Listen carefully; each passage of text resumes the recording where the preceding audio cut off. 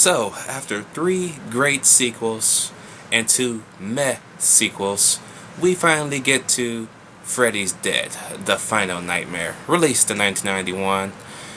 Once again stars Robert Englund as Freddy Krueger, who does a fucking awesome job as well. Doesn't even need to be mentioned in the acting category. He doesn't. Okay. The story takes place 10 years after the events of the 5th film. Freddy has killed every kid in Springwood, so the town is just full of the parents still. They're just, all the parents have went crazy, they're nuts, all this stuff. Anything you can think of that's unimaginable that happened to these parents has happened to the parents, since their kids have been murdered. Okay? And this is where we meet John Doe.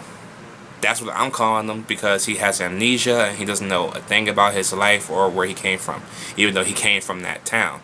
And he is the so-called last survivor of Freddy's nightmares. So Freddy goes on the hunt searching for him. Along the way, John Doe is picked up by cops and sent to a hospital. I guess you could say a center. It's in the movie, but I forgot the name of it. There, he meets a couple of new batch of kids and the caseworker. Okay? There's a little rumor spreading around that Freddy Krueger has had a child. Doesn't know if it's a boy or a girl. And the boy speculates that he could be Freddy's child, when in reality is actually the caseworker, the lady in the film. This movie is horrible. Okay? I don't even remember a single joke. That one joke that personifies Freddy Krueger that I've been quoting in almost all my reviews. I can't think of one. It's that fucking forgettable. The fucking kill lines are not even interesting. I don't even think there is one. And if there is, I didn't even know. I didn't even notice. Okay?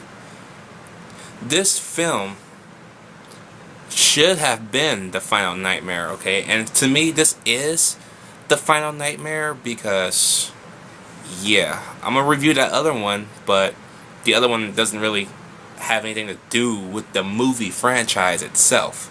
So that's why I say Freddy's Dead is The Final Nightmare. I call the other one a side project.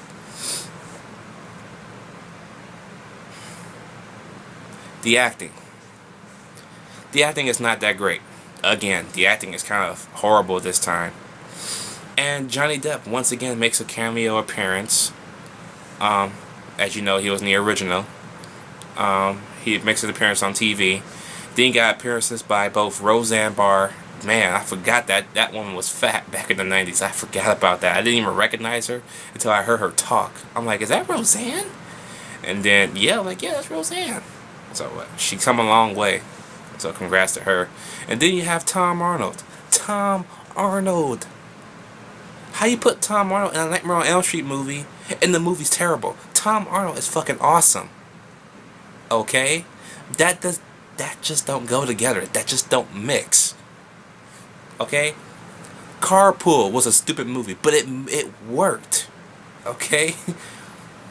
The effects were somewhat okay. They weren't the best like all the other ones, but they were okay.